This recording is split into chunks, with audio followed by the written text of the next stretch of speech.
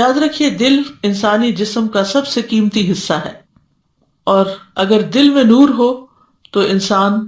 اس روشنی میں ہدایت پا جاتا ہے، اور اگر دل ہی اندھیرا ہو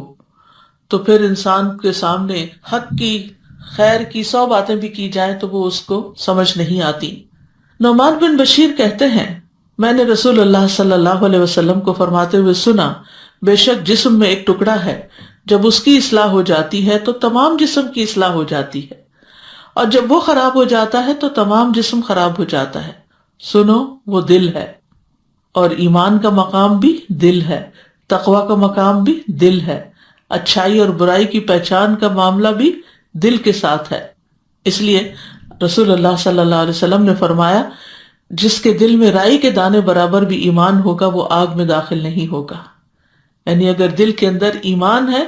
تو پھر اس کے لیے جہنم میں خلود نہیں ہے، ہمیشگی نہیں ہے، بلکہ اس کو وہاں سے نکال لیا جائے گا، اور یہاں تو یہ فرمایا کہ وہ آگ میں داخل بھی نہیں ہوگا۔